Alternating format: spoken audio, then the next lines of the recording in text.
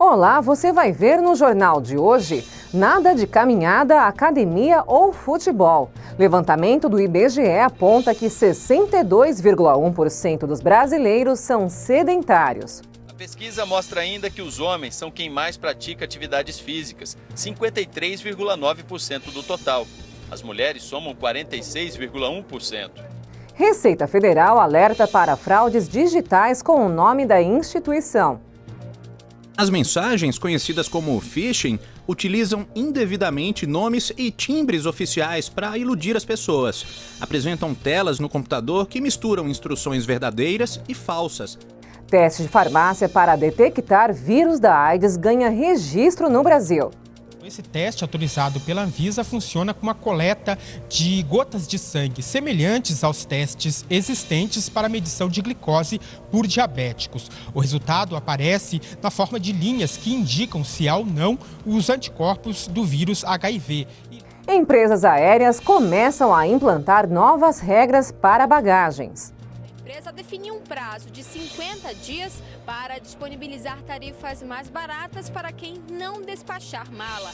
A Avianca informou que, por enquanto, nada muda para os clientes da companhia. Já as empresas Azul e Gol começam a cobrar pelas bagagens ainda no mês de junho. E Prefeitura de Osasco confirma convocação de concurso público com mais de 1.200 vagas. É agora no Câmara Notícias.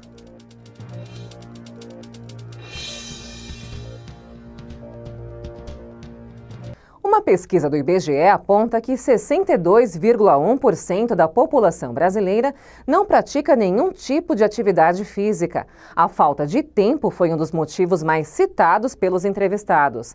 Entre as regiões, o Norte e o Nordeste são as mais sedentárias, enquanto que o Centro-Oeste é onde mais se faz exercícios.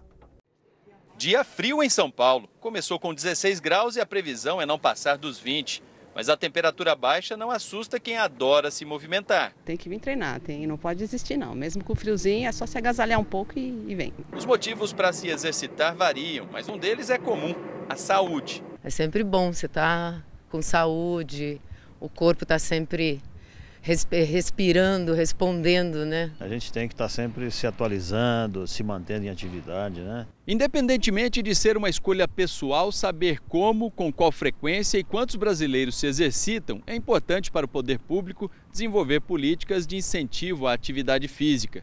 E um levantamento feito pelo IBGE traduziu em números e percentuais as preferências e hábitos da nossa população quando o assunto é exercício. O estudo faz parte da pesquisa por amostra de domicílios, a PNAD, de 2015. Mais de 160 mil pessoas foram ouvidas e, de início, um dado chama a atenção.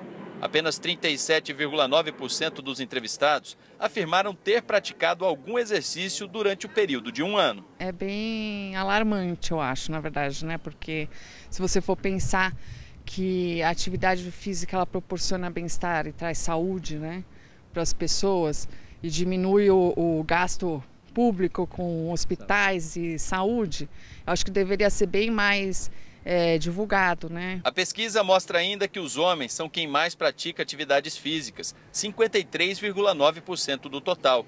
As mulheres somam 46,1%. É curioso, não sei por que esse índice. A senhora imaginava o contrário? Mas imaginava o contrário até. A caminhada e o futebol foram citados por mais de 50% dos participantes. A caminhada, aliás, é a atividade preferida das mulheres, que somam 65,5% dos praticantes. Já 94,5% dos adeptos ao futebol são homens, como o analista de sistemas Gustavo Tavares, que também faz outras atividades. Procuro sempre estar praticando aí dentro de 2 a 3 vezes na semana e para manter o ritmo, né? Então eu sempre procuro jogar uma bola no final de semana e sempre estar correndo. De acordo com o IBGE, há uma relação direta entre o nível de instrução e condição social com as atividades físicas e esportivas, o que leva o Distrito Federal, uma das regiões com renda per capita e escolaridade mais altas do país, a ser a unidade da federação em que mais habitantes praticaram exercícios, 50,4% dos entrevistados. Na região Centro-Oeste, 82% dos entrevistados com melhor nível de escolaridade acreditam que o governo deva investir em incentivar atividades físicas na região onde moram. E para definir investimentos e iniciativas, o poder público tem como base os resultados da PNAD sobre atividades físicas. Esses dados serão processados, integrarão o nosso banco de dados e todos possam utilizar esses dados como ferramentas para qualificar os programas que o Ministério tem em andamento e, como eu disse, inclusive criar novos programas. O incentivo é necessário, mas o importante é fazer como o aposentado Paulo Tarso, que aos 83 anos faz caminhada e ginástica diariamente e sabe bem a importância disso. No meu humor, no meu bem-estar, no relacionamento com as pessoas, um monte de coisa, né? Você fica melhor da cabeça também, né? O Brasil é o país que mais cresce na produtividade agropecuária, segundo um estudo do Departamento de Agricultura dos Estados Unidos. Atualmente, a produção no campo corresponde a 1/4 do PIB nacional. Em 40 anos, a produção de soja mais que triplicou. Isso considerando a mesma área plantada. Passou de 1.250 para 3.830 quilos por hectare. Os grãos estão entre os responsáveis pelo aumento da produtividade agropecuária brasileira nos últimos anos. Segundo um estudo norte-americano, o Brasil é o país que mais cresce nesse setor no mundo. A produtividade no país aumentou 4,28% entre 2006 a 2010. Atrás do Brasil estão China, Chile e Japão. Na pesquisa realizada foram considerados todos os produtos das lavouras e da pecuária. Nisso que nós estamos falando, envolve todos os tamanhos de produtores. Envolve produtores, grandes produtores, médios, pequena agricultura familiar, que tem uma grande importância nos ganhos de produtividade. Por causa do aumento da produtividade, o Brasil deixou de ser um país importador e se transformou em um exportador de alimentos. As exportações do agronegócio chegaram a cerca de 9 bilhões de dólares em março deste ano. Ao todo, o setor hoje responde por cerca de 1/4 do PIB brasileiro, conjunto de riquezas produzidas pelo país. Nós temos solo, nós temos água, mas de longe, e através dos estudos, mostram que o avanço da produção da agropecuária nacional é devido ao uso adequado de tecnologia. O Brasil está fazendo uma agenda virtuosa para a questão da produção agropecuária sustentável. O avanço da produtividade vai do campo à mesa dos brasileiros. Temos hoje uma das cestas básicas mais baratas do mundo. Além disso, a população conta com uma diversidade de alimentos e pode consumir verduras, frutas e carnes o ano todo. De fato, o brasileiro pôde encontrar a sua segurança alimentar através dos esforços, logicamente, dos produtores, da pesquisa agropecuária brasileira, do investimento e da ação orquestrada de governo com políticas públicas e a expectativa é que a gente se mantenha com essa condição diferenciada no planeta. Mais de 1.800.000 brasileiros que não votaram e não justificaram a ausência nas últimas 3 eleições vão ter o título de eleitor cancelado. O prazo para regularização terminou no dia 2 deste mês.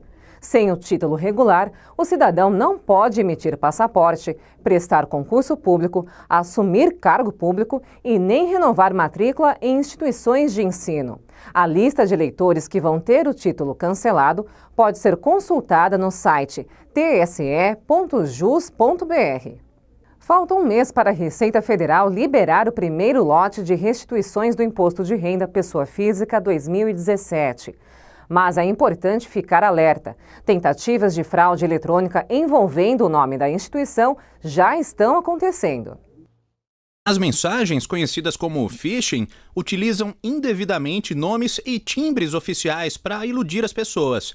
Apresentam telas no computador que misturam instruções verdadeiras e falsas, na tentativa de obter ilegalmente informações fiscais, cadastrais e principalmente financeiras. Os links nessas mensagens costumam ser a porta de entrada para vírus nos equipamentos. A única forma de comunicação eletrônica com o contribuinte é por meio do Centro Virtual de Atendimento ao Contribuinte, ECAC, localizado na página da Receita Federal na internet. E assim como a Receita Federal, órgãos do governo e instituições financeiras têm canais próprios de comunicação e não ficam enviando e-mails para o cidadão. Sempre que você receber mensagens, inclusive por SMS no celular, desconfie e não clique em nenhum link. Também tenha cuidado ao fornecer informações por telefone. E no próximo bloco, Anvisa autoriza teste rápido de farmácia para detectar o vírus HIV. O preço do produto será definido pelo mercado, já que no Brasil não há uma regulação de preços de produtos de saúde e, por lei, a Anvisa não pode fixar esse valor. Latam adota novas regras para bagagens em voos nacionais e internacionais. A Latam foi a primeira companhia a anunciar algumas mudanças. Por enquanto, só vai ter diferença na cobrança por excesso de bagagem e no número de peças embarcadas. A empresa não irá cobrar nada se o cliente despachar somente uma mala de até 23 quilos em voos pelo Brasil. E Prefeitura de Osasco confirma a convocação de concurso público com mais de 1.200 vagas.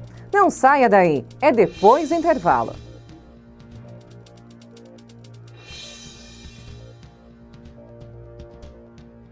Oi, só mulherada, se hoje for dia de bebedeira, não vá fazer besteira não, hein? Tipo pegar a estrada ou pegar carona com quem bebeu. Melhor terminar a noite solteira. Se cuida, mulher!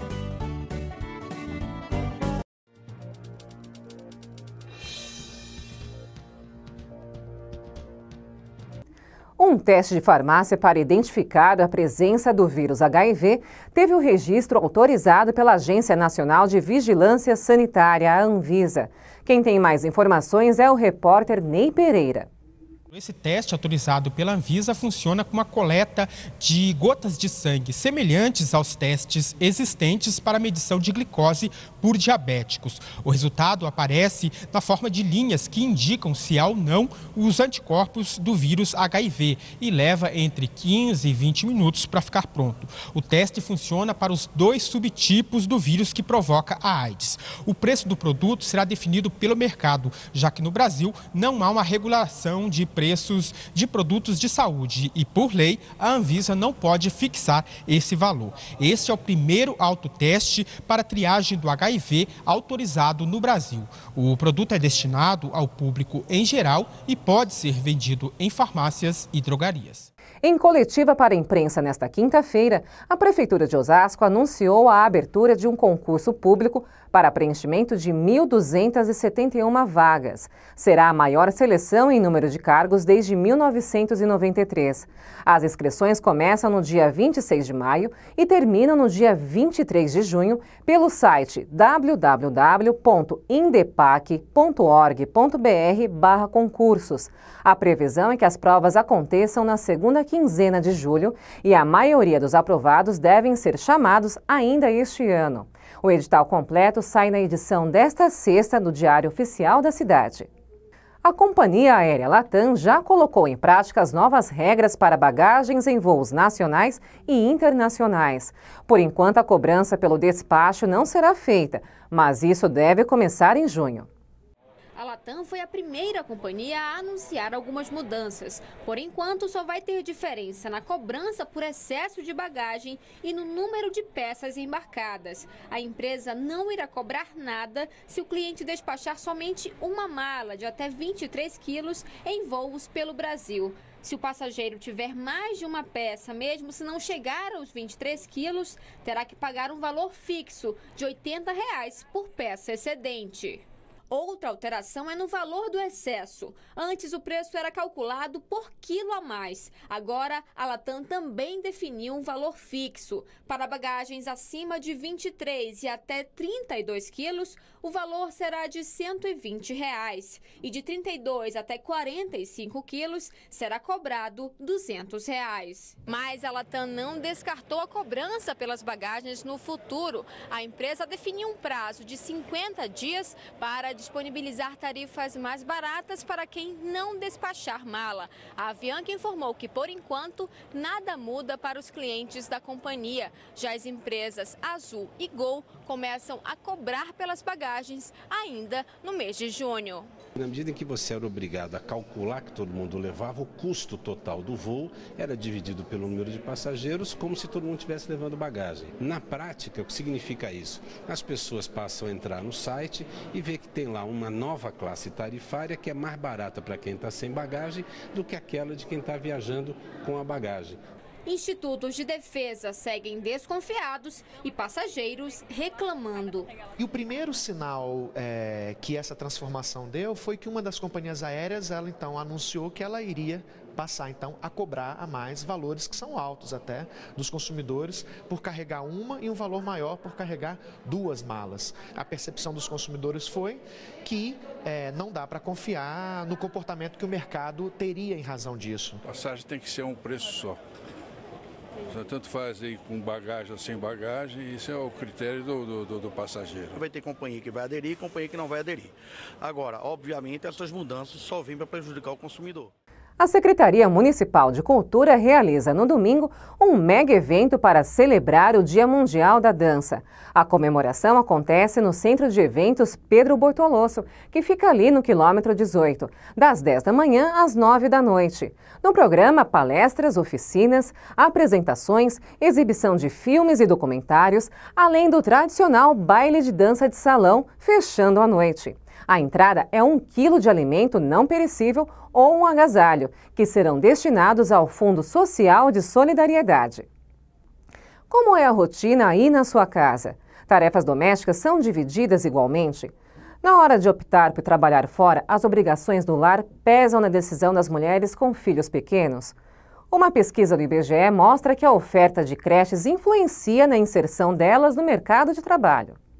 Os homens dedicam cerca de 11 horas semanais a tarefas domésticas e as mulheres em torno de 26. Já no mercado de trabalho, apesar do nível de desemprego que chegou a 12% no final do ano passado, a participação das mulheres aumentou. O crescimento registrado de 2015 para 2016 foi de 51,19% para 51,40%. E como seria essa dupla jornada sem ter com quem deixar os filhos pequenos? Eu estarei desempregada agora lá em casa sem alimentação, com certeza, né?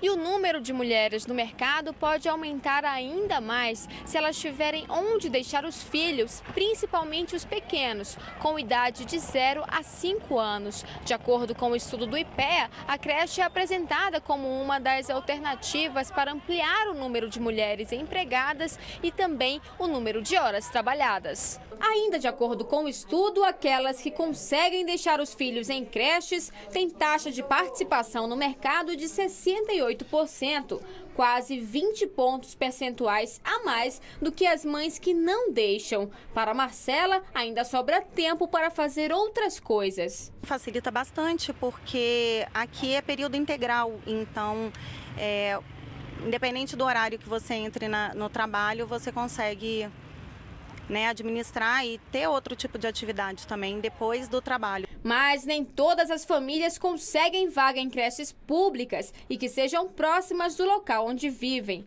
Maria conta que a creche fica a cerca de 30 quilômetros da casa dela e mesmo assim facilita muito. Antes ela tinha que levar a filha para o trabalho. Como a gente não fica em casa, então o local mais perto é o do trabalho. Então qualquer coisa que houver que acontecer dela na creche, o deslocamento do trabalho para a creche é bem mais fácil. As empresas também têm investido na educação financeira de funcionários, uma forma de aumentar a produtividade e os lucros.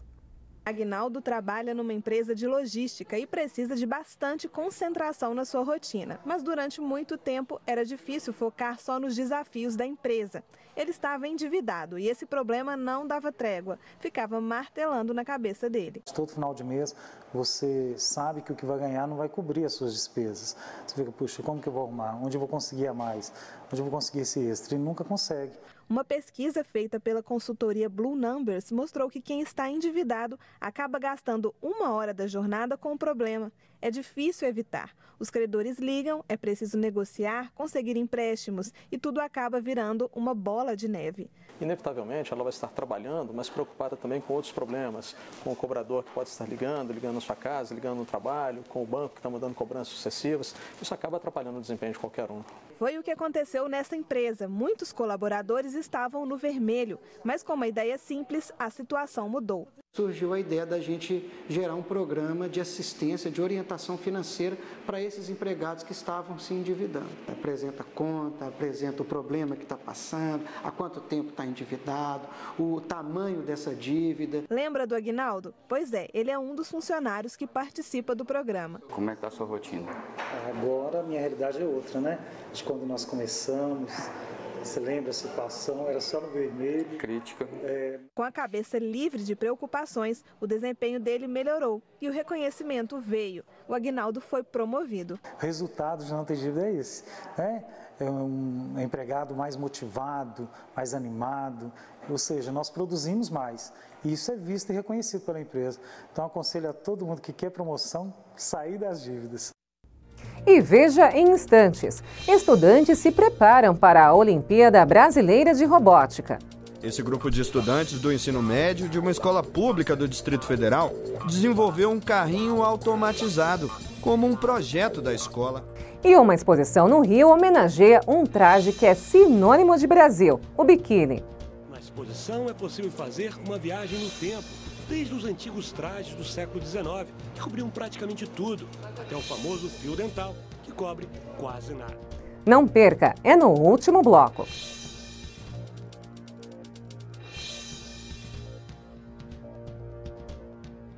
Oi, só mulherada. Se hoje for dia de bebedeira, não vá fazer besteira não, hein? Tipo pegar a estrada ou pegar carona com quem bebeu.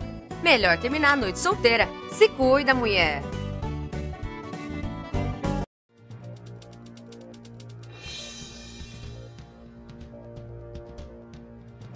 Estudantes de todo o país já estão se preparando para participar da Olimpíada Brasileira de Robótica.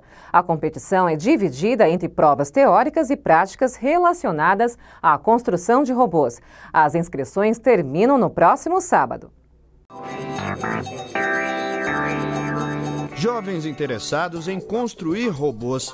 Esse grupo de estudantes do ensino médio de uma escola pública do Distrito Federal desenvolveu um carrinho automatizado, como um projeto da escola. Começou tudo na zoeira, assim, na brincadeira. Aí era um navio, aí era a gente que queria fazer drone, que não sei o quê. Tudo começou com essa aula. A gente teve uma primeira aula de robótica, o professor deu uma introdução básica do que é robótica. Até, entretanto, quase todo mundo da turma não sabia o que era novidade. E ele falou, vamos pesquisar projetos, eu quero montar um projeto com vocês para o bimestre. Começou como um trabalho bimestral normal. Um trabalho que a gente ia só fazer para tirar ponto e adquirindo o nosso conhecimento. E aí, desse trabalho, desencadeou no carrinho. Ligações, sistemas, conexões.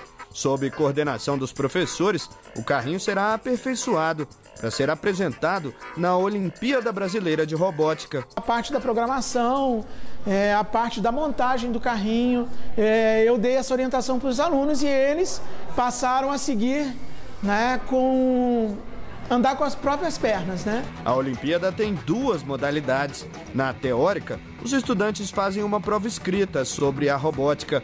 Na modalidade prática, devem construir um robô para cumprir algumas tarefas, como percorrer um circuito. Ele é controlado remotamente pelo celular, wireless, sem fio mesmo. Segundo o coordenador da OBR no DF, a ideia da Olimpíada é despertar o interesse dos alunos na robótica e ajudar a formar estudantes com interesse em tecnologia, como em máquinas de inteligência artificial. Criar a cultura da robótica educacional. Ela pode ser uma ferramenta muito estimulante e tem um potencial muito grande para ensinar. E na escola que atende em período integral, com ensino técnico, várias disciplinas são trabalhadas de forma integrada. Materiais descartados também são usados para o desenvolvimento dos projetos. E assim, além da robótica, são associados conceitos de sistemas, informática, mecânica, eletrônica. Esse projeto da robótica, ele despertou no aluno um pensamento mais cognitivo e psicomotor que traz com ele a evolução da eletrônica. As inscrições para a Olimpíada Brasileira de Robótica devem ser feitas até o próximo dia 20. Na modalidade teórica, as provas vão ser aplicadas na própria escola do aluno no começo de junho. Já na modalidade prática, as etapas estaduais vão acontecer ao longo dos próximos meses e a grande final nacional está marcada para novembro, em Curitiba. A Gabriela já sabe, depois de conhecer a robótica, definiu o rumo que quer seguir na carreira. Montar uma empresa de software e vender. Vender programa para qualquer tipo de área que seja mais carente.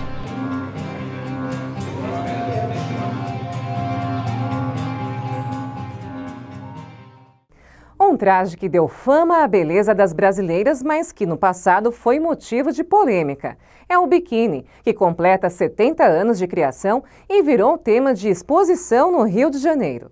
Quando chegou nas praias brasileiras, o biquíni provocou muitas controvérsias. Tanto que nos anos 60 chegou a ser proibido pelo presidente Jânio Quadros. Mas, como todos sabem, a repressão não acabou com o biquíni. Tanto que o traje já completou 70 anos e ganhou espaço até no Centro Cultural Banco do Brasil, na exposição Yes, Nós Temos Biquíni. O biquíni foi criado por um estilista francês num período bem conturbado, pouco depois do fim da Segunda Guerra Mundial. O nome foi inspirado no atol de Bikini, que fica no Oceano Pacífico. Na época, no local, eram realizados testes nucleares e o objetivo do estilista era justamente esse, que o biquíni se transformasse numa espécie de bomba atômica. E foi o que aconteceu. Afinal, pela primeira vez, os umbigos das mulheres poderiam ser mostrados nas praias. A criação gerou muita polêmica, tanto que o estilista encontrou muita dificuldade para achar uma modelo que aceitasse pousar com o primeiro biquíni. Na exposição é possível fazer uma viagem no tempo, desde os antigos trajes do século XIX, que cobriam praticamente tudo, até o famoso fio dental, que cobre quase nada. A mulher foi adquirindo direitos, foi conquistando direitos ao longo do século, tanto que o biquíni, apesar de ter sido criado em 46, ele só vai pegar mesmo como moda, como tendência nos anos 60, que é o período de liberação feminina, que é o auge da liberação feminina. Atualmente, os trajes estão mais comportados e o biquíni se transformou em peça de moda, ganhou as páginas das revistas e hoje pode até ser usado em festas pós-praia. A roupa, que nasceu francesa, há muito tempo é um produto com a cara do Brasil. Mais do que o Rio de Janeiro, que eu acho que faz do biquíni brasileiro essa força que ele tem no mundo, é a mulher brasileira.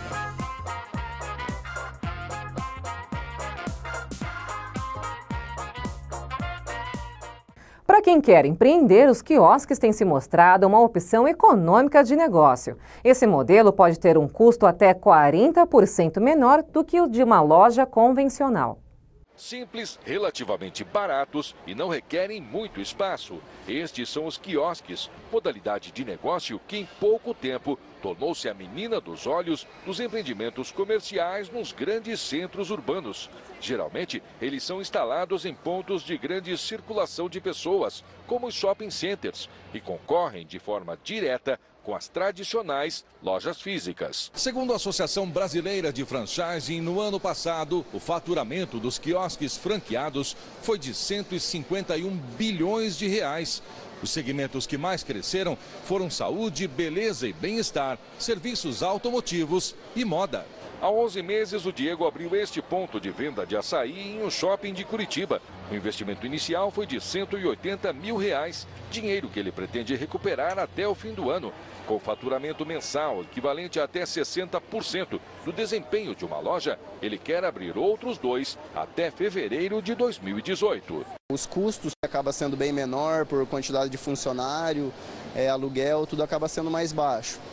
E o retorno acaba sendo muito bom também, né? Devido ao fluxo que nós temos no shopping, então ajuda bastante. Na avaliação deste economista, a franquia de quiosque é vantajosa na relação investimento e retorno, mas outros pontos devem ser levados em consideração, como a concorrência e o local de instalação, que deve ter um fluxo constante de consumidores em potencial. Ele tem que fazer um bom planejamento financeiro de quanto ele vai investir, de quanto ele precisa de recurso para girar o seu negócio num período aí de 1 ano, 6 a 12 meses para aguentar o negócio.